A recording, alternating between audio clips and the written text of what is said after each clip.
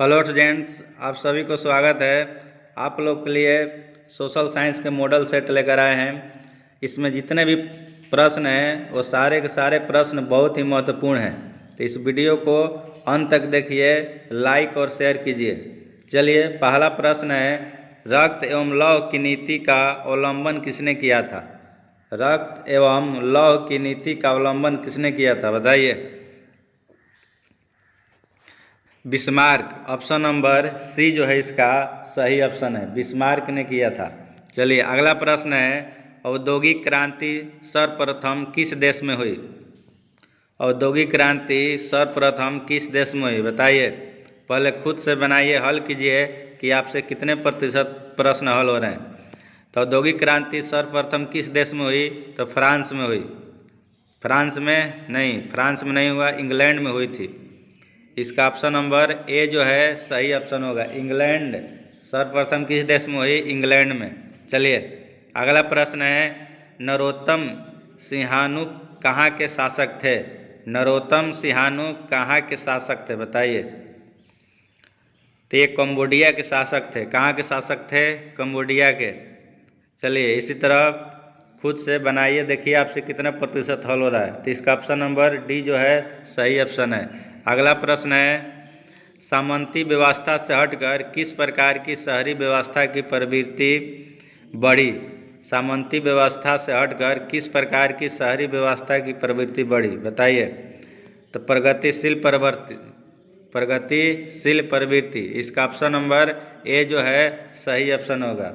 चलिए, इसी तरह वीडियो को लाइक और शेयर करते चलिए। अगर आप नए व्यूवर हैं तो चैनल को सब्सक्राइब कर लीजिए। चलिए, अगला प्रश्न है, ब्रेस्ट-लिटोवस की संधि किन देशों के बीच हुई थी, बताइए। तो ये रूस और जर्मनी के बीच। ऑप्शन नंबर ए जो है इसका सही ऑप्शन होगा। चलिए, अगला प्रश्न है, शहर को आधुनिक व्यक्ति का किस प्रकार का क्षेत्र माना जाता है?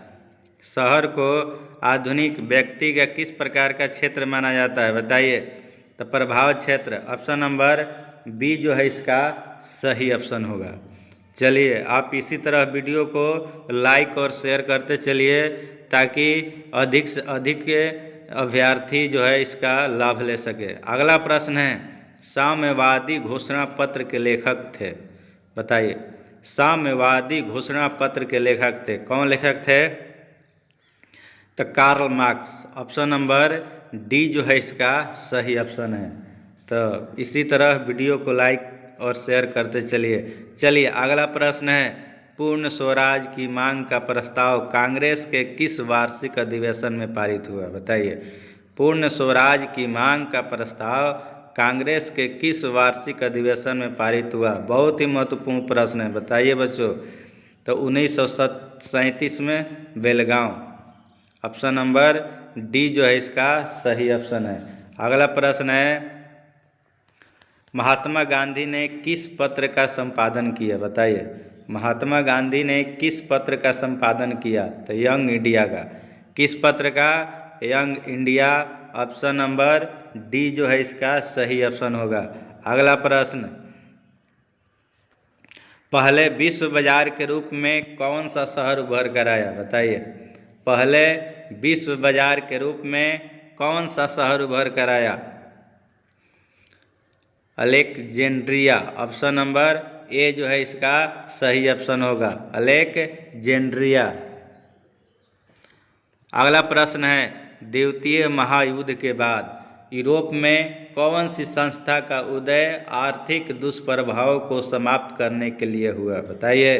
द्वितीय महायुद्ध के बाद यूरोप में कौन सी संस्था का उदय आर्थिक दुष्प्रभाव को समाप्त करने के लिए हुआ?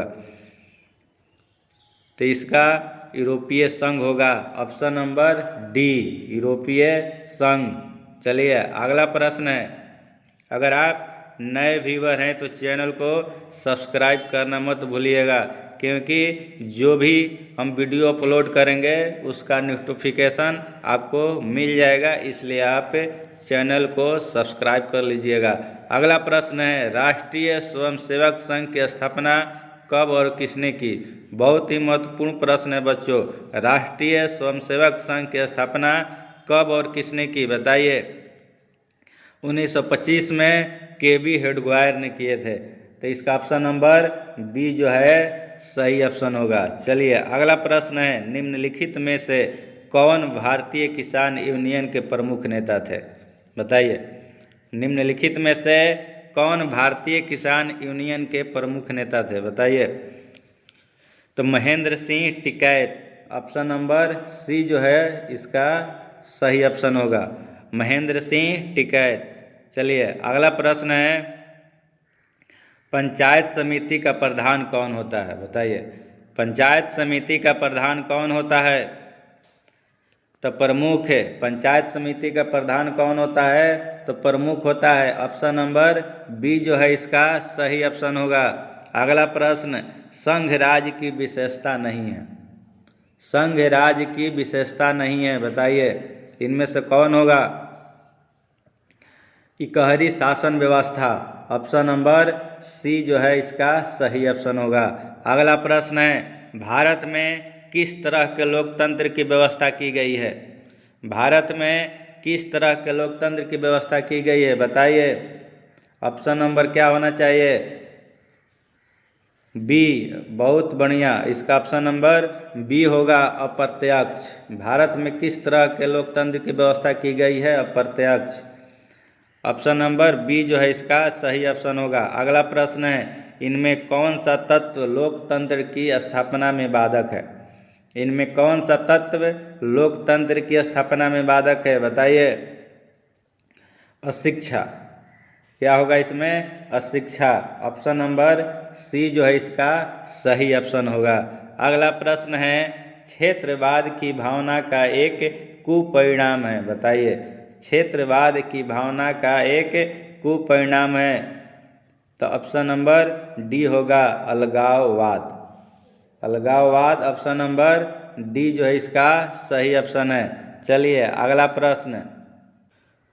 अगला प्रश्न है, नेपाल में कितने साल पुराने राजशाही को खत्म कर लोकतांत्रिक देश के रूप में स्थापित किया गया है? बताइए। नेपाल में कितने साल पुराने राजशाही को खत्म कर लोकतांत्रिक देश के रूप में स्थापित किया गया है? बताइए। तो 240 साल पुराना। कितना? 240 साल पुराना। ऑप्शन नंबर सी जो है इसका सही ऑप्शन है। अगला प्रश्न, इंडिका पुस्तक के लेखक कौन है? बताइए। बहुत ही महत्वपूर्ण प्रश्न है। इंडिका पुस्तक के लेखक कौन है? मेगास्थनीज। ऑप्शन नंबर ए जो है इसका सही ऑप्शन होगा। अगला प्रश्न है, निम्नलिखित में से कौन राष्ट्रीय दल नहीं है? निम्नलिखित में से कौन राष्ट्रीय दल नहीं है? बताइए। तो लोक जनशक्ति पार्टी। ऑप्शन नंबर सी जो है इसका सही ऑप्शन होगा।